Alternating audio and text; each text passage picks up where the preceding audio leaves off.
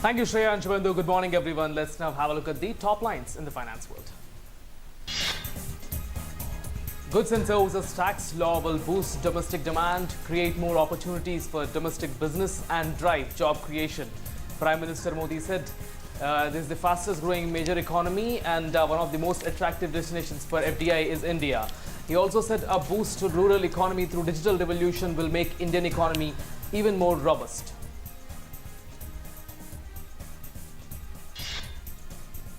Sixth tranche of sovereign gold bond scheme will open from today and will be on till November 2nd. There are a couple of changes in these bonds. One, the yearly interest payable on these bonds is marginally down from 2.75% to 2.5% now. Second, these bonds are being offered at a discount rate.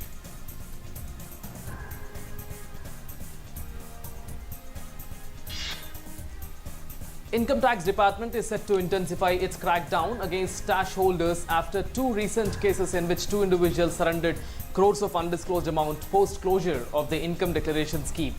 A huge sum of 65,250 crore rupees in black money was declared through the one-time domestic black money declaration window, that is income declaration scheme.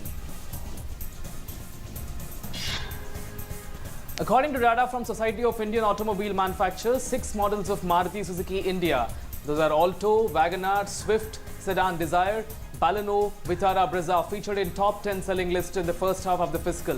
Hyundai's Grand i10, Elite i20, SUV Creta and Renault's Kwid are the other car models that featured in this list.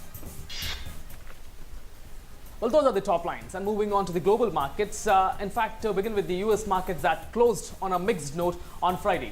Dow Jones, S&P 500 are pretty much flat but on the negative territory, and Nasdaq Composite, however, managed to close just above that greener territory on this 15 points. And then moving on to the European markets also closed on a subdued note on Friday.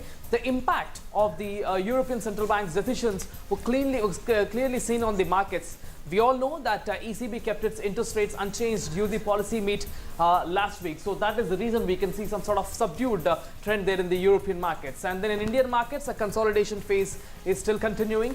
The volatility in the global markets has had its influence in the Indian markets.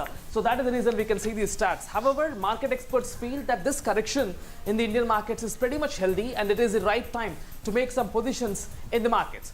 Now, coming back to the Asian markets, today in the morning, they were subdued early in the morning after this Wall Street sluggish performance at the end of the last week. While the dollar hovered near 9-month highs as fresh comments from a Federal Reserve official boosted the bets of a rate hike by year-end. But we'll have to see how Indian markets will be trading, taking these cues from the global markets at this point. Those are the updates in the finance world. Once again, back to Shreya and Shubhendu.